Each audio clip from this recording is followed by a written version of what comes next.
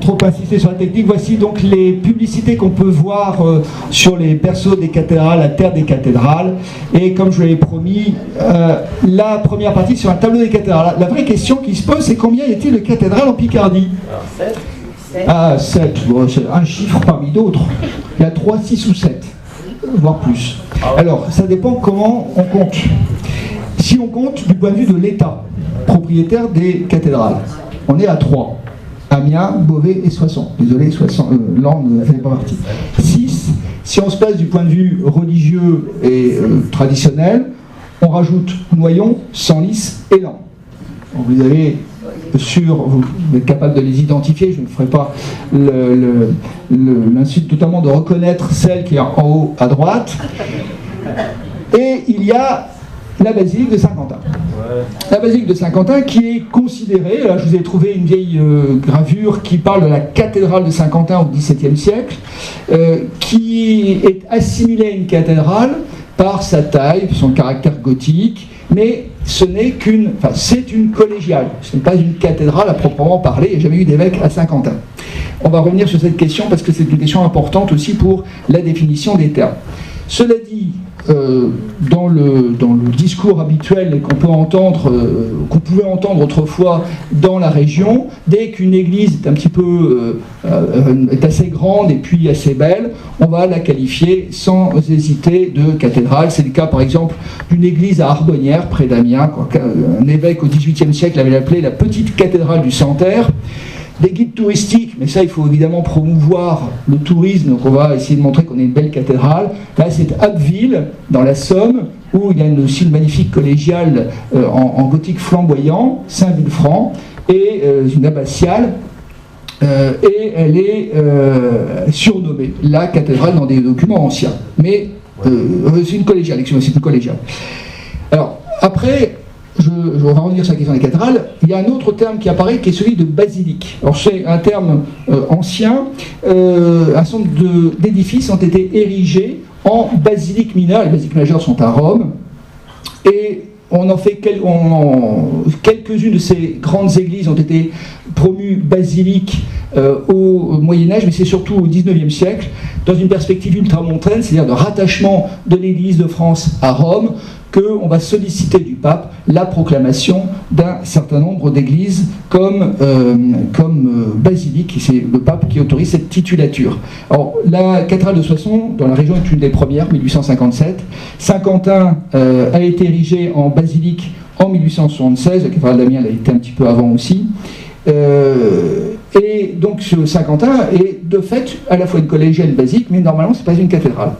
Et puis il y a des églises qui ne sont pas des cathédrales, ou qui ne se ressemblent pas à des cathédrales, qui ont également été promues au rang de basilique. Notre-Dame d'Albert, près d'Amiens, c'est un grand pèlerinage, l'église n'est pas du tout ancienne, c'est une église du début du XXe siècle, a été érigée en basilique en 1901, et Notre-Dame de Liesse, que vous connaissez aussi parce que nous sommes dans l'Aisne, en 1913.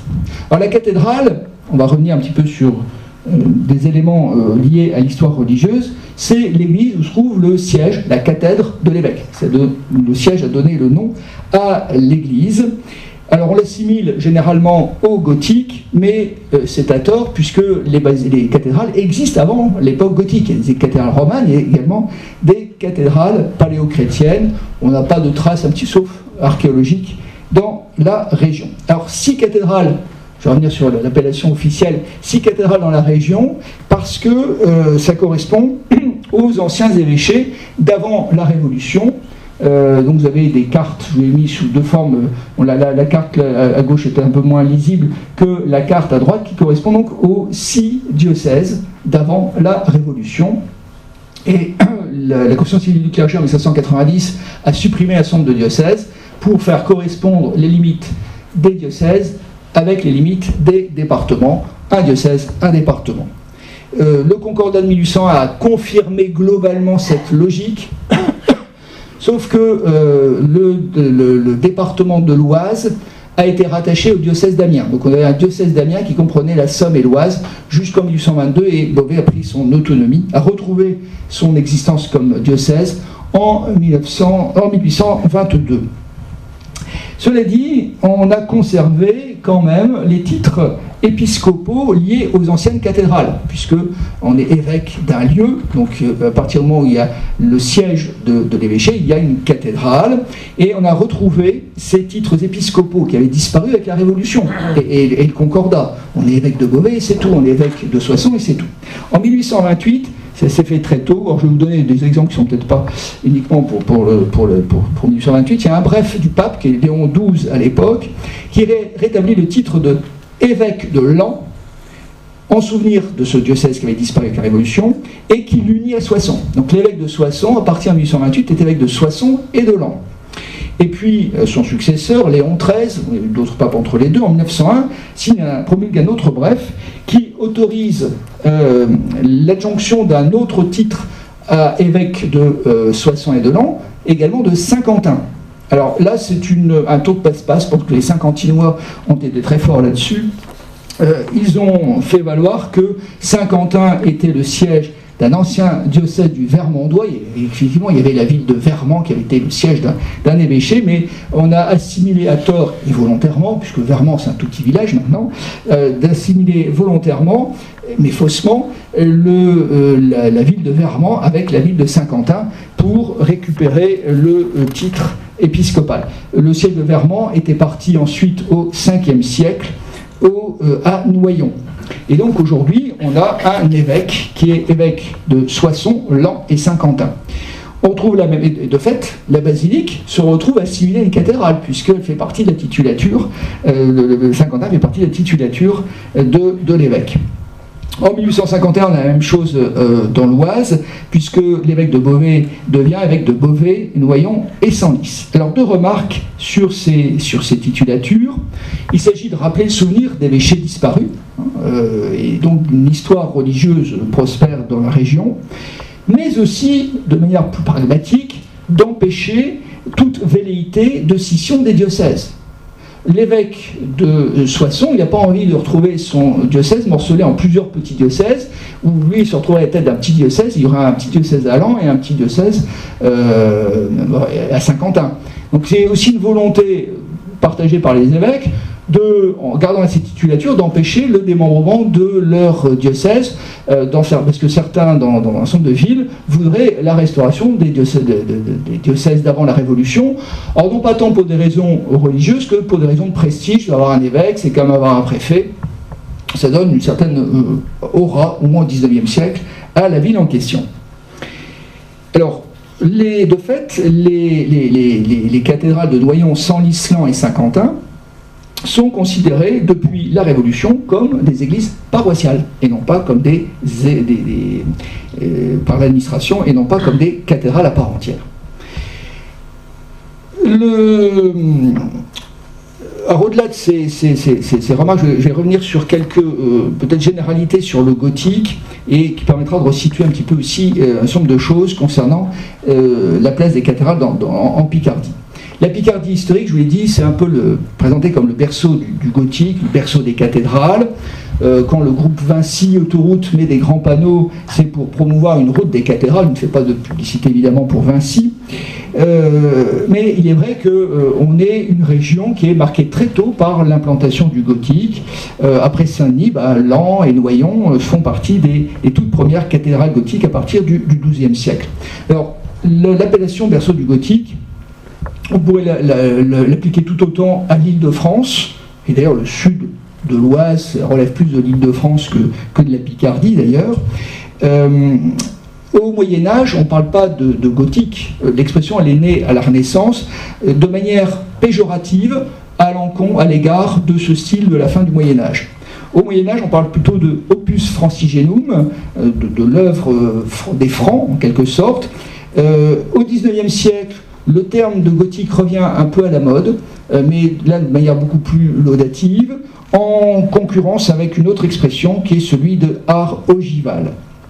En tous les cas, ce 19e siècle est très intéressant, c'est pour ça que j'ai voulu faire, je me suis contenté de ce 19e et 20e siècle, parce qu'au 19e siècle, on va idéaliser la cathédrale. On va en faire vraiment le symbole d'un certain nombre de choses sur lesquelles je vais revenir. Et on va presque inventer la cathédrale au sens intellectuel du terme. On va lui donner une ampleur, au moins par le verbe, par l'image, qu'elle n'avait peut-être jamais eue auparavant en dehors de l'Église. Pour trois raisons. Il y a trois raisons qui font qu'on va vraiment exalter les cathédrales au XIXe siècle. Il y a d'abord une raison un peu culturelle, c'est le romantisme. Romantisme avec, après les destructions de la Révolution qui ont endommagé nos cathédrales, une espèce de nostalgie pour un passé qui est idéalisé. On imagine que le Moyen-Âge c'était une grande époque. Enfin, le Moyen-Âge vu pour le XIXe siècle, c'est un Moyen-Âge complètement inventé ou réinventé. Donc voilà, les cathédrales, le Moyen-Âge avait su construire les cathédrales, on va dire. Nous, au XIXe siècle, on doit aussi essayer de construire nos cathédrales.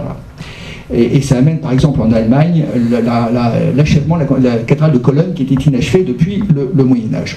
Deuxième raison, une raison religieuse, qui fait qu'il y a un peu la volonté, après la Révolution, une volonté de restaurer la chrétienté du Moyen-Âge. Imaginez, là encore, c'est un regard complètement faussé sur le XIXe siècle. On a l'impression que le Moyen-Âge est intégralement chrétien.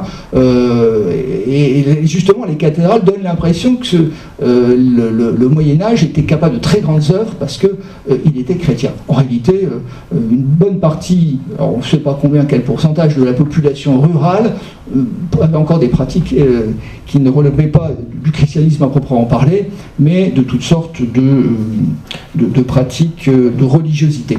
Et voilà, c'est là encore le XIXe siècle qui a une relecture idéalisée, et les historiens ont été pendant très longtemps, pendant plusieurs décennies, marqués par ce regard du XIXe siècle. Bon, aujourd'hui, on est beaucoup plus critique avec ce regard du XIXe siècle, mais voilà, ça explique aussi l'intérêt des catholiques au XIXe siècle pour ce patrimoine religieux. Troisième raison, c'est la raison nationaliste. La cathédrale gothique est vue comme le symbole du génie français contre l'Allemagne. Chacun dit c'est nous qui avons inventé le gothique. En fait, il est vraiment né en France, contrairement à ce que disent les Allemands, mais les Allemands prétendent que c'est eux qui l'ont inventé. Et donc la querelle, enfin les oppositions entre Français et Allemands à la fin du XIXe siècle, elles passent aussi par toute une réflexion, des débats sur le gothique et sur la culture. Alors, dans la dimension à la fois religieuse et romantique, je voudrais citer Chateaubriand, le génie du christianisme en 1802. L'ordre gothique a une beauté qui lui est particulière, dont nous aimons rapporter son origine à la nature. Alors, la Picardie, donc terre de cathédrale. Je vais citer aussi Viollet-le-Duc, pour lequel, je suis désolé pour l'an, Amiens était l'église gothique par excellence. Et il en fait un argument, patrimonial. Et ça va être également utilisé sur le plan culturel et promotionnel et touristique. Alors ce statut juridique est lié à cette histoire religieuse. Je vous ai dit, les cathédrales appartiennent à l'État. C'est le cas depuis le Concordat de 1801. Donc Amiens, Soissons et Beauvais appartiennent à l'État, ce qui a été confirmé par la loi de séparation des Églises et d'État en 1905. Et depuis 1912, c'est le secrétariat d'État aux Beaux-Arts, aujourd'hui ministère de la Culture, qui en a la gestion. Alors, du point de vue religieux, au XIXe siècle, donc à l'époque concordataire, la cathédrale est mise à la disposition de l'évêque pour le culte. Depuis 1907, on a changé un petit peu d'expression, et puis je passe un certain nombre d'événements liés à la séparation. Depuis 1907, le clergé est l'affectataire. Donc, les édifices cultuels lui sont affectés pour l'exercice du culte. Donc, les autres cathédrales, au sens religieux du terme, appartiennent aux communes depuis la Révolution et sont directement gérées par elles depuis 1907, donc en conséquence de la loi de séparation, ce qui représente une très grosse charge pour des villes qui ne sont pas très grandes. On est des villes d'une vingtaine de milliers d'habitants, que ce soit Noyon, que ce soit Laon ou Senlis, et quand on pense même à Noyon, c'est une ville relativement pauvre. Et Laon ne roule pas non plus sur l'or, je suppose. Alors, il faut aussi relativiser un peu les choses, puisqu'il y a quand même des aides de l'État, des aides européennes, des fondations aussi, qui soutiennent des restaurations ponctuelles au titre des monuments historiques. Donc, ces cathédrales ne sont pas complètement abandonnées. et c'est d'ailleurs pas parce que l'État les possède qu'elles sont très bien entretenues. Il suffit de voir ce qui s'est passé à Paris récemment. Et puis il y a les cathédrales qui ont été endommagées pendant la Première Guerre mondiale, ou la Deuxième, en l'occurrence chez nous c'est surtout la Première Guerre mondiale, qui ont été restaurées aux frais de l'État, puisque l'État finançait les réparations, des dommages de guerre, voilà, sont des dommages de guerre versés par l'État. Donc c'est l'État qui a permis de restaurer Noyon, surtout et Senlis. Or, ces monuments sont pratiquement tous inscrits à l'inventaire des monuments historiques depuis 1840.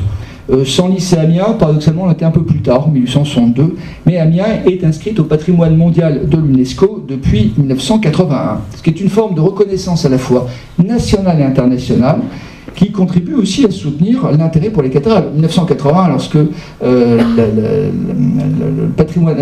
Amiens a été inscrite au patrimoine mondial de l'UNESCO, ça a dopé le tourisme pendant quelques temps.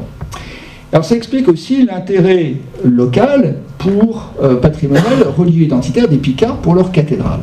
Alors j'ai essayé d'inventorier un petit peu tout ce qui s'est fait en matière de mobilisation locale, régionale, en faveur de ces cathédrales.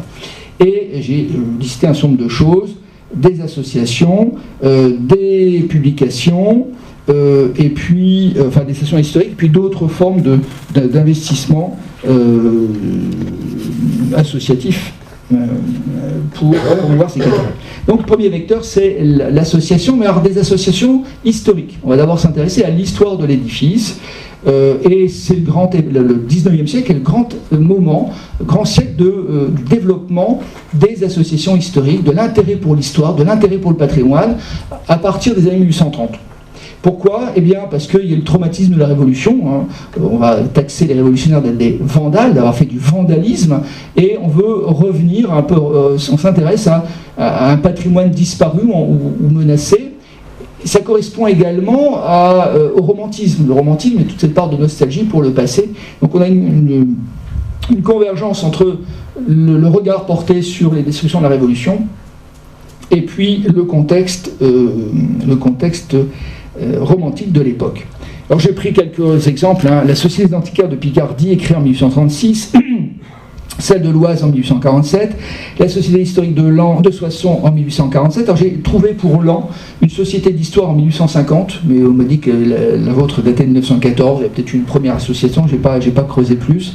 Noyon, il y a une société en 1856, et donc ces associations s'occupent plus de l'histoire, et c'est une manière pour elles de faire du lobbying en faveur des restaurations. Voilà, l'histoire devient un élément d'argumentaire pour solliciter les pouvoirs publics afin qu'ils se lancent dans des programmes de restauration. Alors, deuxième type d'association sont les associations des Amis des cathédrales, qui apparaissent surtout à partir du milieu des années 1970, lorsqu'on a une nouvelle forme de prise de conscience patrimoniale. Après 1968, et dans les années 70, ça commence à s'intéresser au patrimoine. Ça correspond aussi au moment où on est en train de réaliser que les grands travaux des années 60, même début des années 70, ont rasé un certain nombre de monuments. Et plus les destructions de la Seconde Guerre mondiale, se pensait que le baptistère de Poitiers, qui est le baptistère le plus ancien, il date du 7e siècle, a failli être rasé pour faire passer une 4 voies. Et bon, les Poitevins se sont mobilisés. Voilà. Et donc il faut voir que des associations des amis, elles apparaissent dans ce contexte, avec une exception qui est Reims, puisque l'association des Amis de la cathédrale de Reims est créée en 1917, mais là il s'agit de mobiliser de l'argent, les pouvoirs publics, pour restaurer plutôt la cathédrale fortement endommagée par les bombardements et l'incendie de 1914. À Amiens, également c'est un petit peu ancien, une société des Amis de la cathédrale est constituée en 1952, pour impulser aussi la remise en état de la cathédrale. On avait retiré les vitraux en 1939 pour mettre des grands panneaux de bois pour mettre les vitraux, pour protéger les vitraux. Il y a des trous partout. On raconte que le curé de la cathédrale tire à la carabine contre les pigeons qui envahissent l'édifice. Ça a fait la une du journal local. Voilà.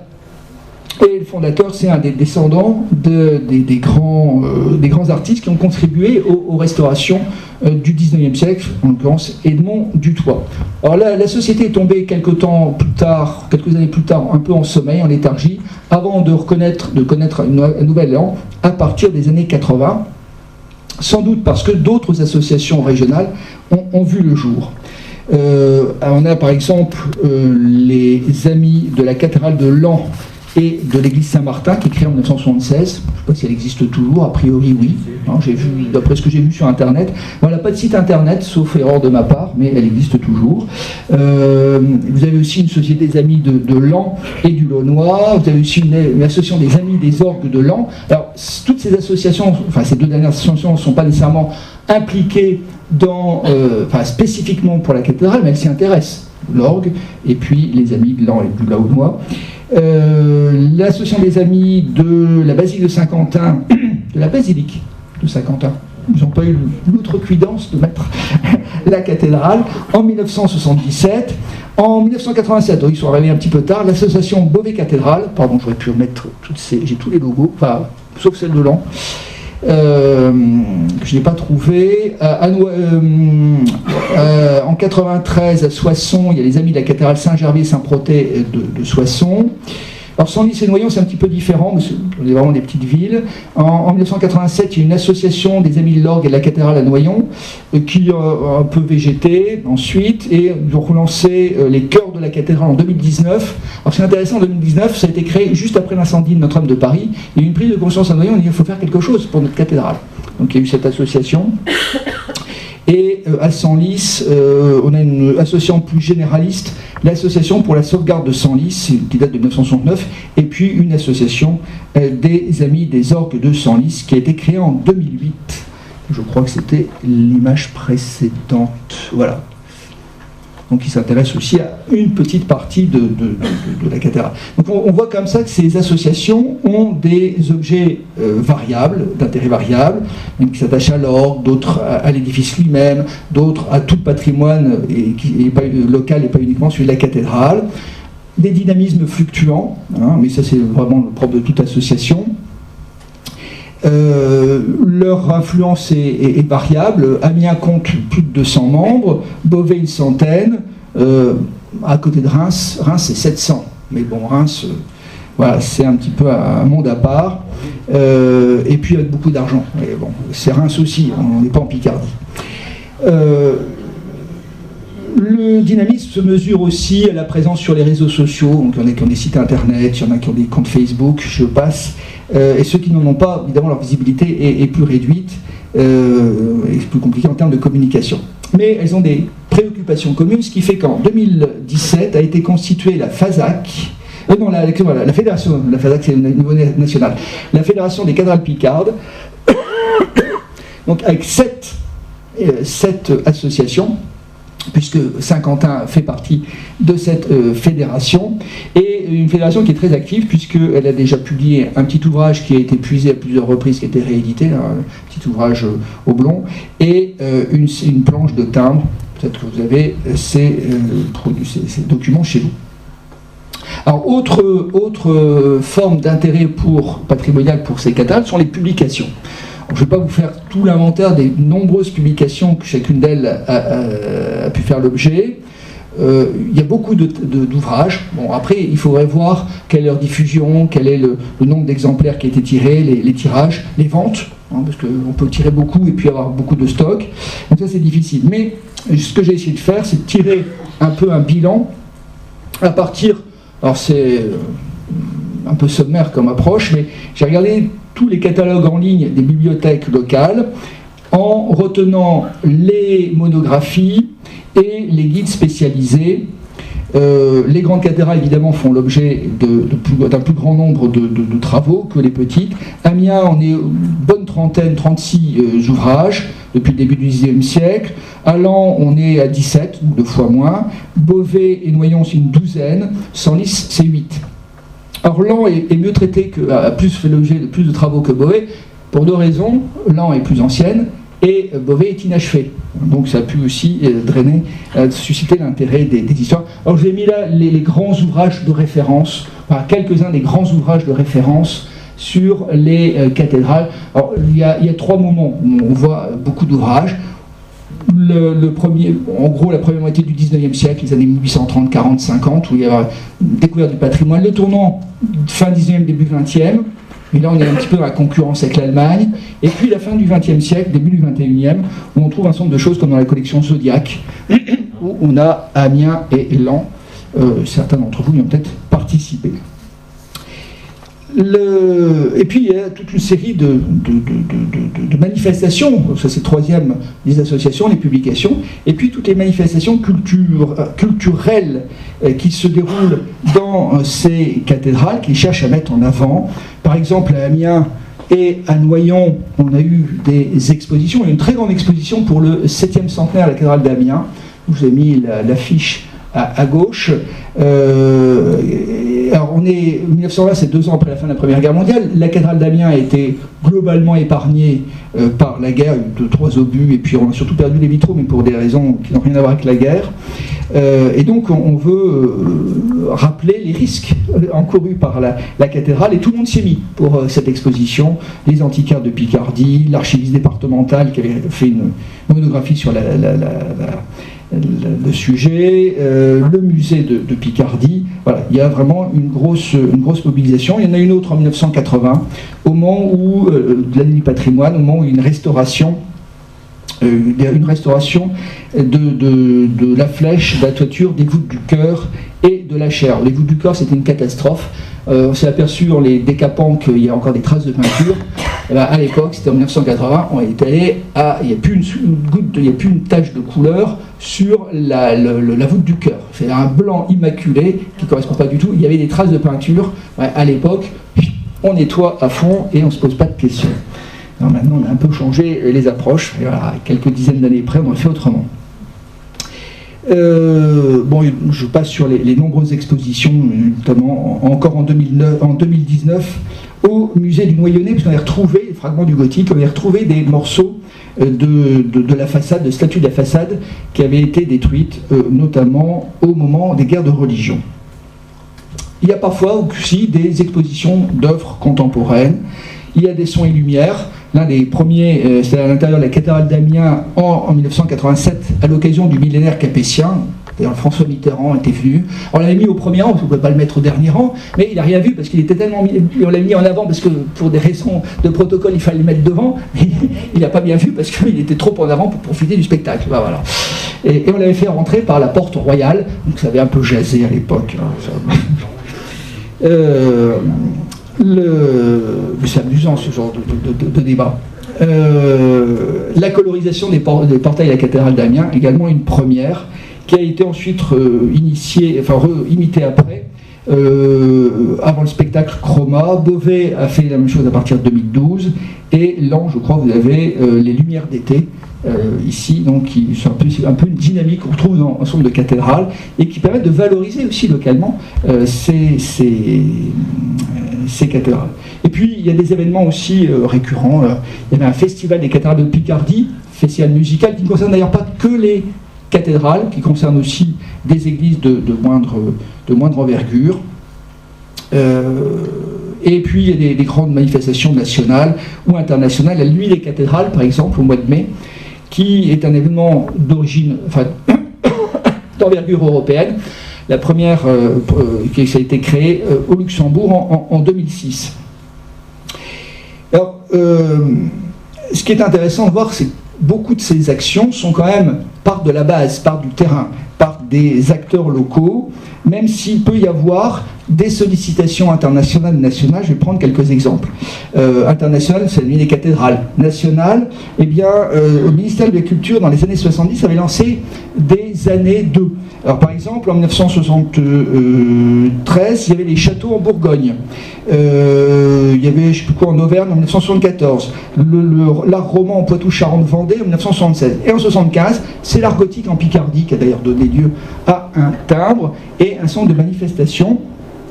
1975, c'est également l'année européenne de sauvegarde du patrimoine monumental, et ça stimule évidemment les pouvoirs locaux, les acteurs locaux, et c'est d'ailleurs à ce moment-là qu'on voit, et c'est intéressant, apparaître ou relancer des associations d'amis des cathédrales à partir de la deuxième moitié des années 70. Et puis en 1980, il y a l'année du patrimoine, qui relance aussi un intérêt pour ce patrimoine gothique. Le classement de la cathédrale d'Amiens au patrimoine mondial de l'UNESCO en 81, là encore, ça contribue à mettre en valeur les édifices.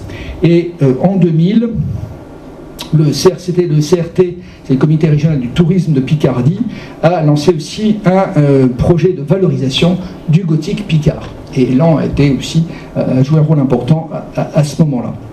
Alors cet attachement patrimonial, identitaire même, à la cathédrale, par les populations locales, s'observe notamment à travers des débats qui sont soulevés par les projets de restauration et d'aménagement. Je suis désolé, j'ai pris deux exemples d'Amiens, que je connais peut-être un petit peu mieux. À Amiens, au XIXe siècle, on pense raser toutes les maisons qui sont devant la cathédrale pour faire une espèce de grande avenue, et dans laquelle se détacherait la cathédrale. Protestation, hurlement de la Société d'antiquaires de Picardie, et on renonce au projet.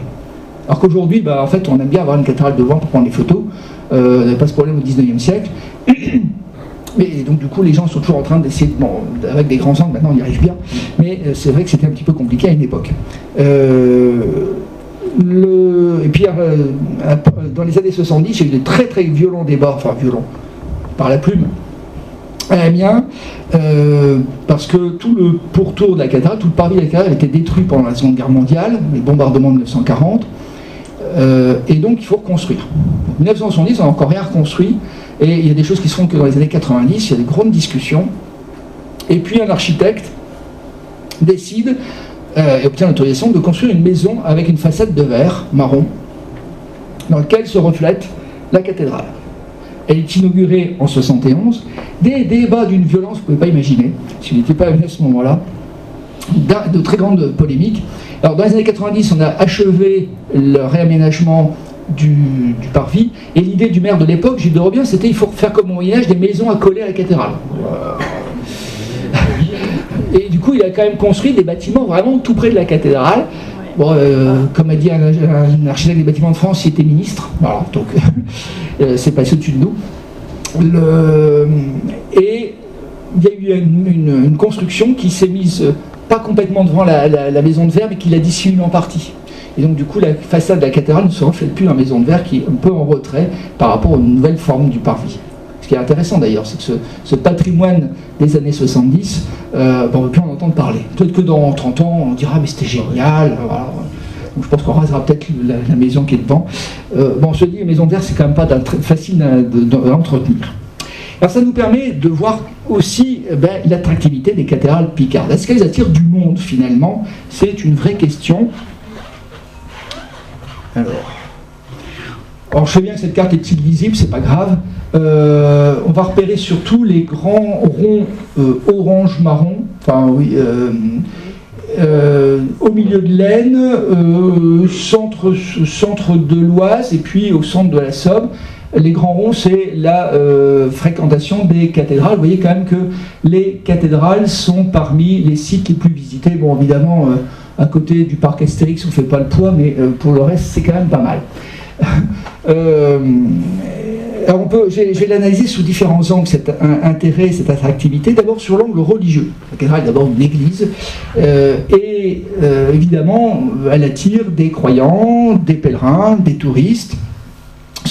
Elles sont le cadre, c'est logique, des grandes cérémonies religieuses diocésaines, voire nationales, et comme ce sont des grands édifices, elles peuvent accueillir des centaines, voire des milliers de fidèles. Donc, il y a des fêtes annuelles, par exemple la Saint-Firmin à Amiens, la Saint-Éloi à Lyon, parfois des cérémonies plus exceptionnelles, comme des sacres d'évêques ou l'installation d'un nouvel évêque. Je vous avais montré tout à l'heure, on parlait de l'installation de Monsieur Roeder, qui est l'évêque de Beauvais, À Noyon, il a été nommé évêque de Beauvais en 1937, mais il prend son siège de Noyon comme 1941. Bon, j'ai pas tout à fait compris pourquoi. Entre les deux, il y a quand même la guerre, mais quand même entre 37 et 39, il aurait peut-être plus le temps, il aurait pu trouver le temps d'y aller, mais voilà.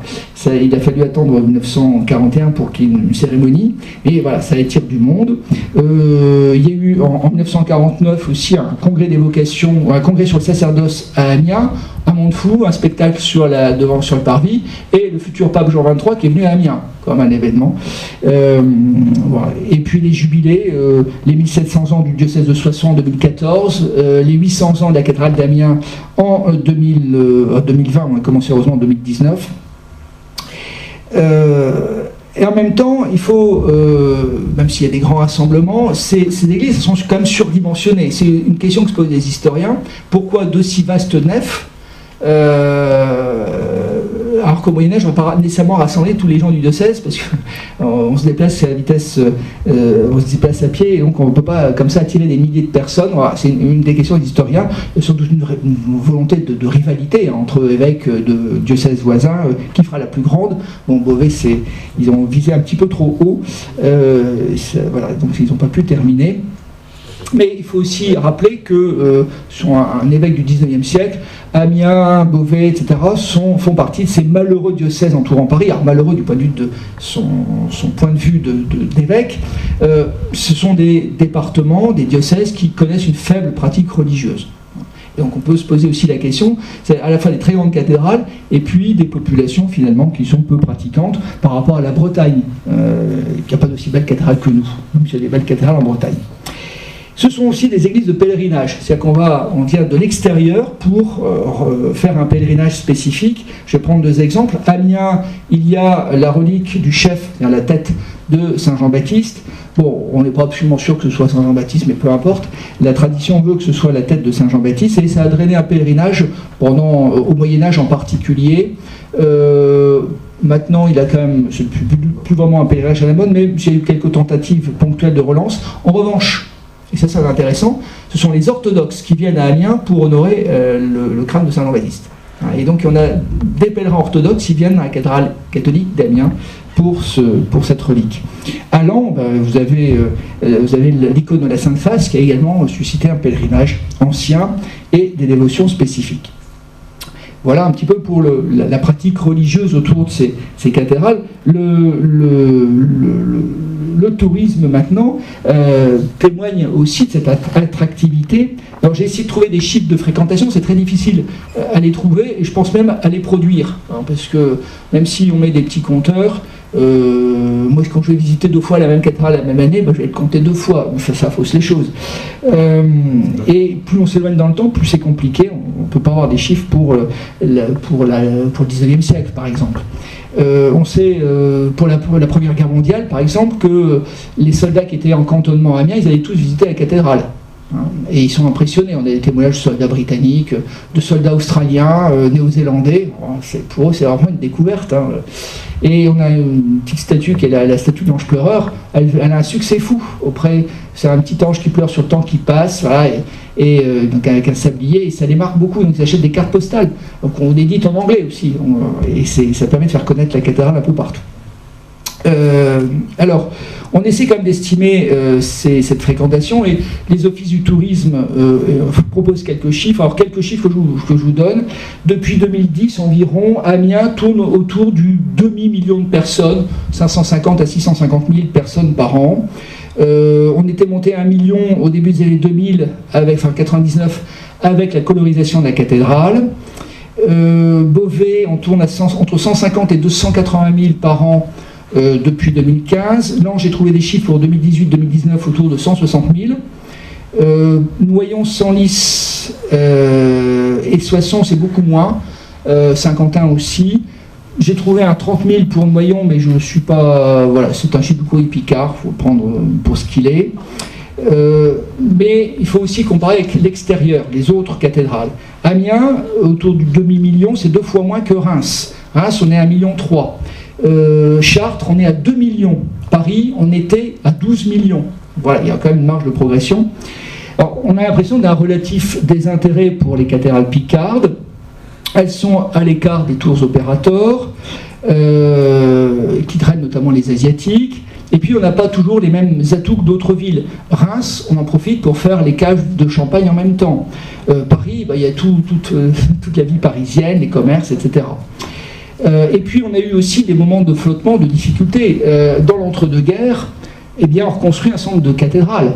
Alors, c'est les affiches des chemins de fer du Nord. Il y a le tourisme des ruines. Donc on peut aller voir les cathédrales en cours de restauration. Oui, c'est celle de Noyon, mais on ne peut pas les visiter de l'intérieur. Donc ça limite aussi le tourisme. Quelques chiffres, quelques dates. Soissons est terminée, enfin la restauration de Soissons s'achève en 1937, Noyon en 1939, Saint-Quentin en 1956. On se dit, Reims c'est pareil, puis il faut attendre les années 60 pour que ce soit complètement terminé. Mais on a constaté quand même des évolutions. À Beauvais, la proximité de l'aéroport a dopé le tourisme d'étrangers qui séjournent dans la ville, même s'ils séjournent une nuit, ils vont visiter la cathédrale. L'incendie de Notre-Dame de Paris a aussi fait redécouvrir les cathédrales gothiques de Picardie, et on le constate notamment pour Noyon, Senlis et Beauvais après 2019. Et puis un investissement réel des comités des professionnels du tourisme, du centre aussi des monuments nationaux, qui s'occupe des monuments historiques, qui essaie vraiment de promouvoir également par des plaquettes, par des flyers, par des vidéos, par des sites internet, ce patrimoine. Et puis il y a là, on le voit avec les chemins de fer du Nord aussi, les chemins de fer du Nord avant 1937, et il y a aussi les scolaires, ça fait un peu partie des visites obligatoires. Donc ça suscite aussi un intérêt. Des publications aussi pour les enfants, pour les jeunes. Il y a des romans autour de la construction de la cathédrale d'Amiens, comme Martine Pouchin, Meurtre à la cathédrale, ou Béatrice Nicodème, Le secret de la cathédrale, qui sont des romans jeunesse. Les ouvrages aussi, l'ex-CRDP qu'on appelle maintenant le réseau Canopé, a publié des travaux sur les cathédrales. Maurice Crampon a fait pour la cathédrale d'Amiens en 1980 et des poussières, je ne sais plus, 87, oui. Puis Jacques Thiebaud, qui était un collègue de l'Université de Lille 3, sur les cathédrales gothiques en Picardie, qui a également été diffusé par le Centre régional de documentation pédagogique, les cathédrales gothiques en Picardie, études architecturales. Alors ce sont des publications qui sont quand même assez, techniquement un peu...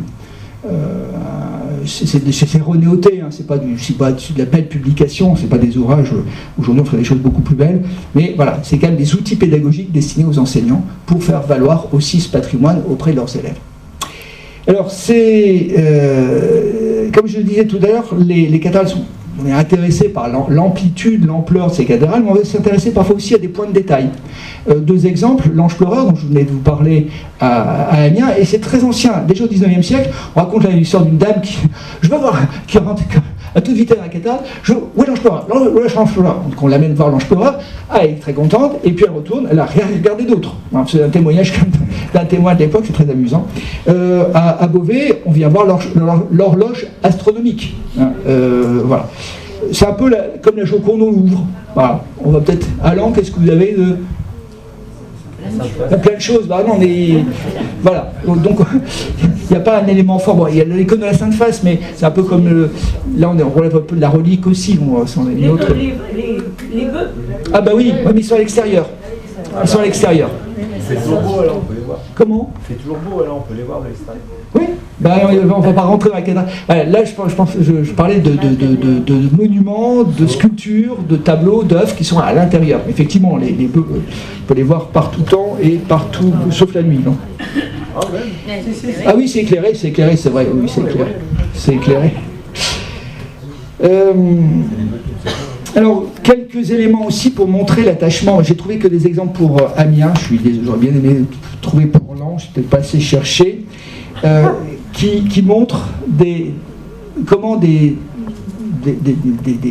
Picards expriment leur attachement à leur cathédrale. Alors j'ai deux exemples pour les deux guerres mondiales. D'abord, le premier exemple, il vient d'un prêtre qui était curé d'un petit village près d'Albert, dans la Somme, qui est mobilisé comme aumônier d'un régiment d'infanterie territoriale, donc c'est des gens assez âgés, donc c'est un recrutement local, des Picards de la région d'Albert, et c'est le 16e régiment territorial. Et en septembre 1914, ce régiment défile à Amiens, Et il note dans ses souvenirs, c'est presque une marche triomphale. Amiens et sa cathédrale. On croirait que beaucoup de ces Picards, à qui elle est cependant familière, la voient pour la première fois. C'est qu'à leurs yeux, elle représente si bien la Picardie. Je ne suis pas certain que ces agriculteurs de la région d'Alba avaient souvent vu la cathédrale. Ça, c'est une autre affaire. 1940, c'est l'Exode. Et retour d'Exode, en train, il y a une écrivain qui s'appelle Marie-Louise Hérin, qui raconte, lorsque la silhouette de Notre-Dame d'Amiens apparaît au détour d'une courbe, je n'ai pas réussi à trouver comment elle a pu voir ce point de vue, une formidable ovation s'élève du train qui ramène les réfugiés. C'est le salut émouvant des Picards très fidèles à leur cathédrale retrouvée. Picards très fidèles, c'est l'un des devises d'Amiens.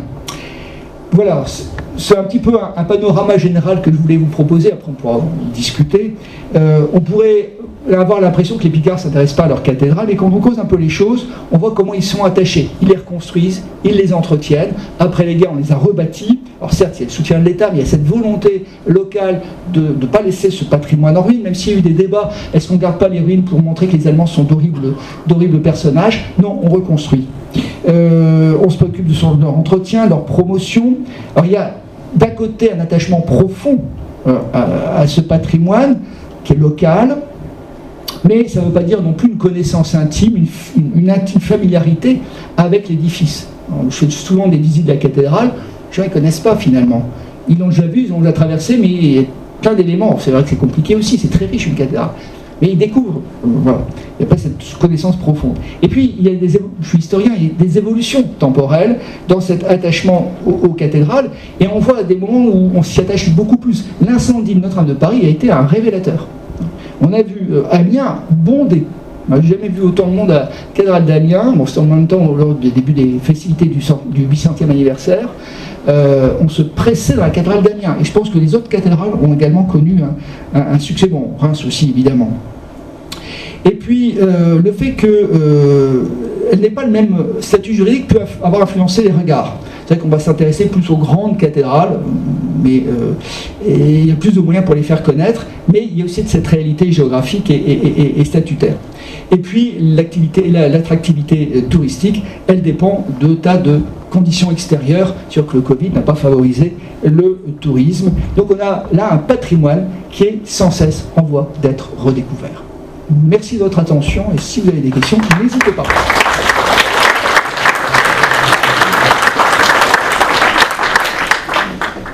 Bon, j'aurais dû mettre celle de Laon, je suis désolé, j'avais pas trouvé une belle, j'avais pas trouvé, enfin, pas en qualité d'image. Hein.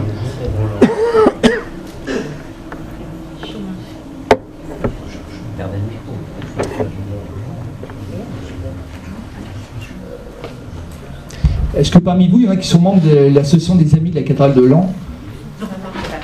Saint-Martin, oui, Saint-Martin, c'est 2, 3, 4, 5, 6. C'est pas une question? Ah non, c'était d'accord, c'était... Ouais. Donc c'est vrai, il n'y a pas de rivalité entre les associations. On est guide.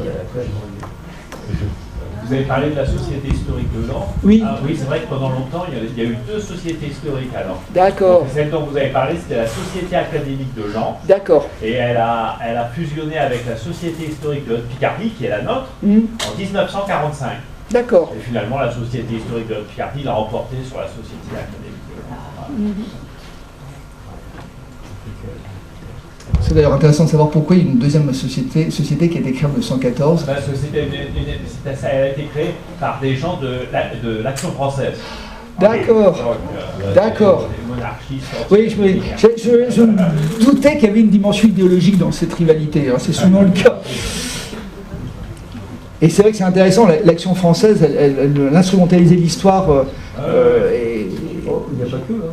Non, mais je me place pour l'instrumentalisation. Oui, mais à l'époque, l'Action française, il y avait quelques historiens comme Pierre Gaxot, qui était major à l'agrégation d'histoire, qui était une figure de l'Action française, dans les années 20. Oui. Alors, qu'est-ce qui explique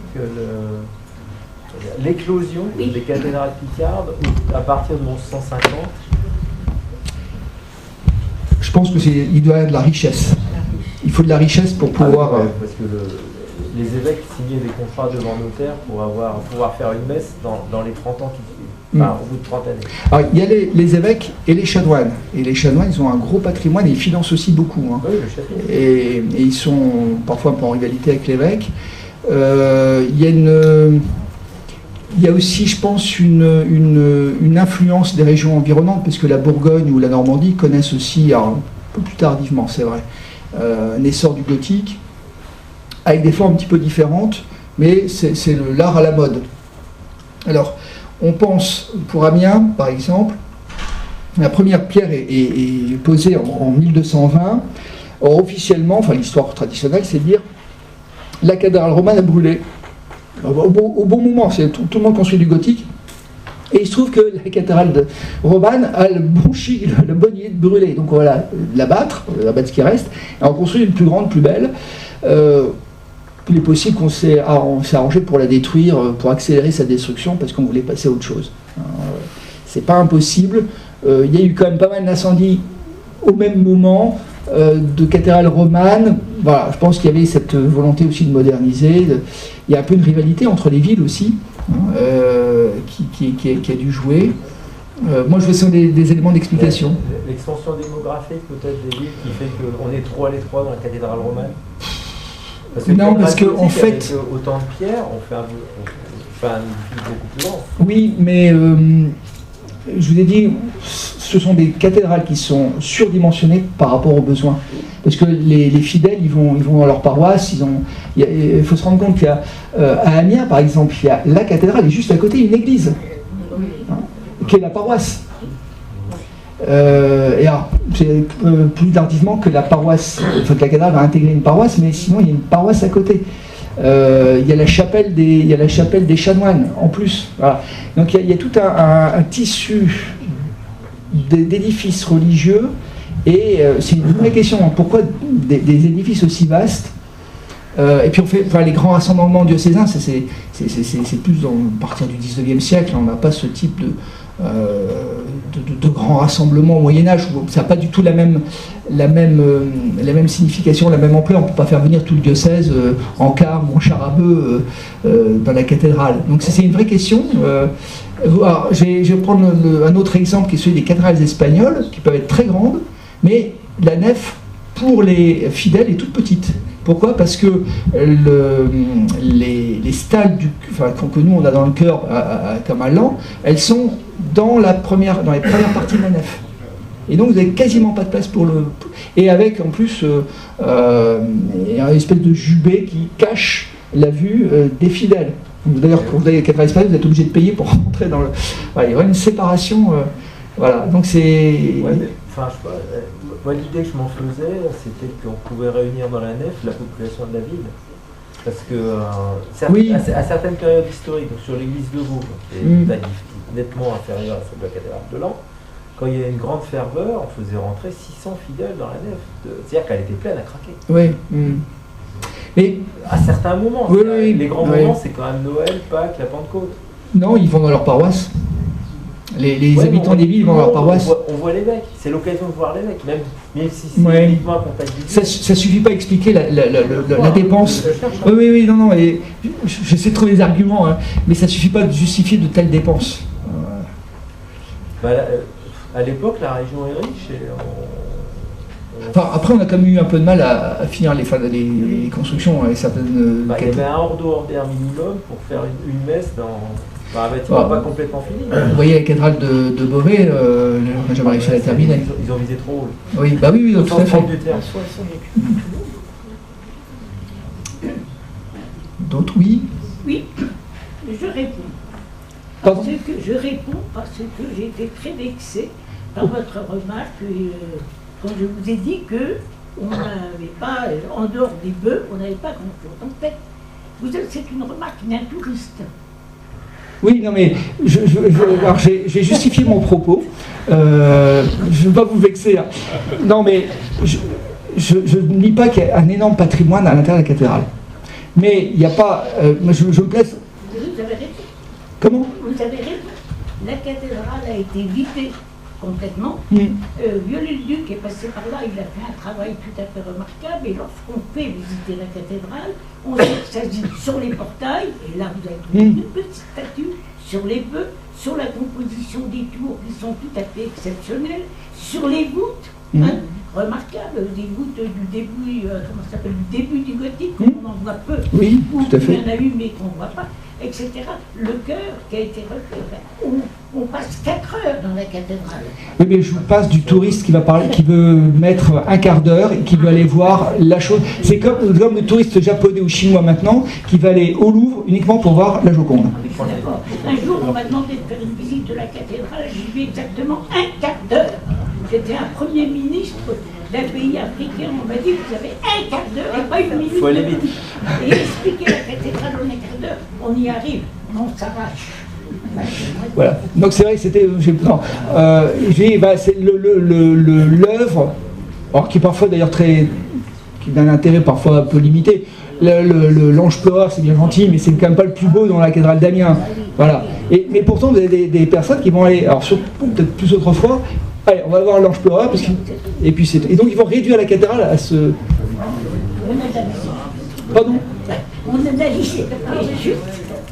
La taille des bâtiments, c'est qu'il peut-être parce que le pouvoir religieux partagé entre l'évêque et les chanoines voulait s'imposer par rapport au château des nobles.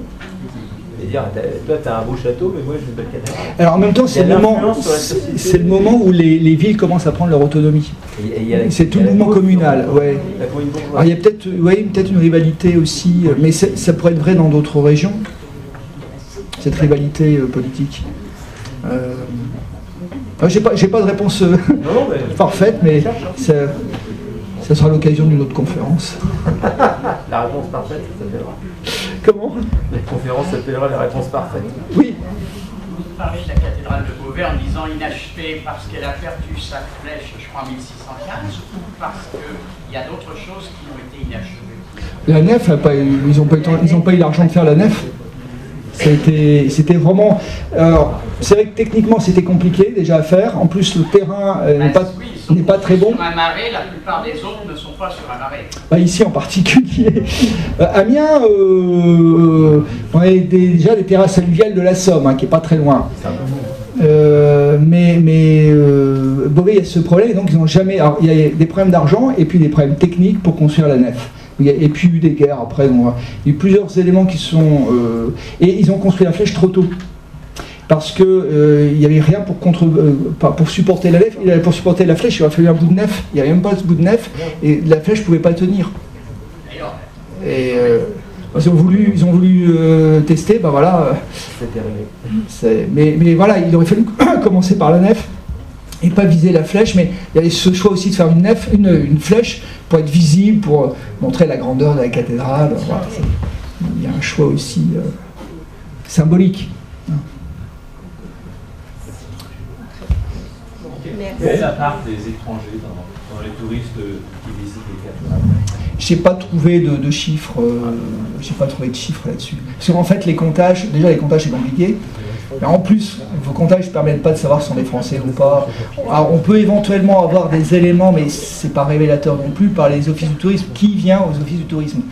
Quelle est la part des étrangers qui viennent aux offices du tourisme, mais pas parce qu'ils viennent à l'office du tourisme qu'ils vont aller visiter la cathédrale, et à l'inverse, on peut avoir des gens qui vont visiter la cathédrale sans passer par l'office du tourisme. Donc c'est très très difficile. Oui. De tout. On va même trouver des Sud-Américains, des Russes, non, plus maintenant des Russes, mais d'Europe centrale. Bon, évidemment anglais, néerlandais, belge. Anglais moins, mais allemand, belge, néerlandais. Mais vraiment de tout. On peut être très étonné par des Américains. Il suffit qu'il y ait un voyage organisé dans la région avec des Américains ou des Australiens, parce que la guerre de 14, on aura comme ça un quart d'Australiens. Voire 2 d'un coup, donc ça fausse un peu les chiffres. C'est peut-être, je sais pas moi, c'est 40% d'étrangers peut-être. Mais là c'est très très très très approximatif. 2022, on avait sans doute moins d'étrangers que 2023 ou 2024, on sortait du Covid, donc il faut aussi remettre un peu dans le contexte.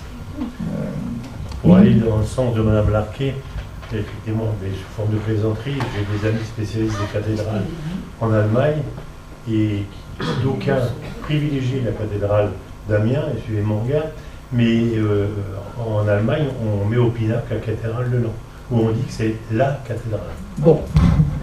Donc, Alors que celle en Rhénanie. Alors que celle de Cologne, le plan de celle de Cologne est un peu inspiré de celle d'Amiens. Et celle de Cologne, c'était la cathédrale à la fin du XIXe siècle. C'est les gens de Cologne aussi. Oui. Non, Guillaume II aussi. Non. Qui n'était pas de Cologne. Non, les Russes, Il y a un gros travail, une grosse thèse qui a été faite par la fille du docteur Adenauer, donc sur la cathédrale de Laon. Voilà. Ah oui. Ah, d'accord. Et on a une tour de la cathédrale qui a été reproduite sur la mairie de Berlin. Par Cologne, D'accord. on a été consolidé au ciment parce que c'était assez moche quand même à Cologne. Elle a été achevée, parce qu'elle était inachevée, hein, celle de Cologne. Il y avait un pèlerinage important derrière.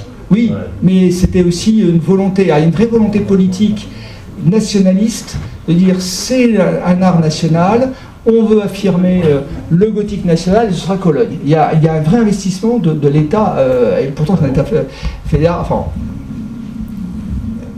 même s'il y a de très importants pouvoirs, il y a une vraie volonté politique, et il s'intéresse à toutes les cathédrales. Enfin, Strasbourg est considéré aussi comme une grande cathédrale allemande du XIXe siècle, comme à partir de l'annexion, comme l'une des, voire la grande cathédrale allemande.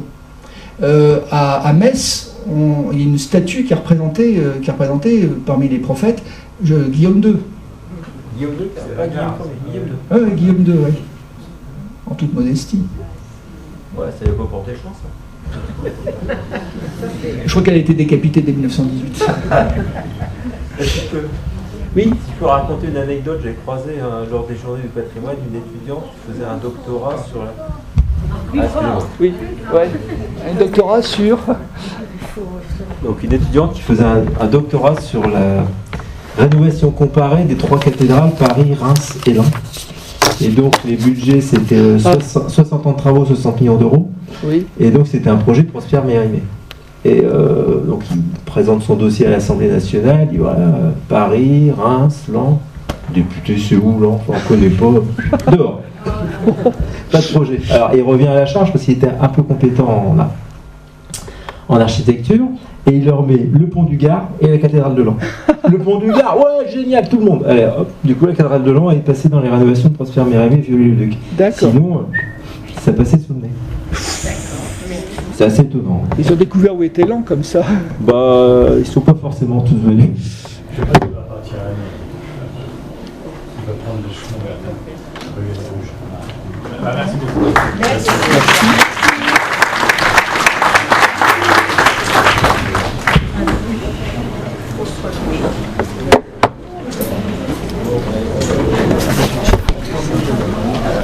Je vous en prie.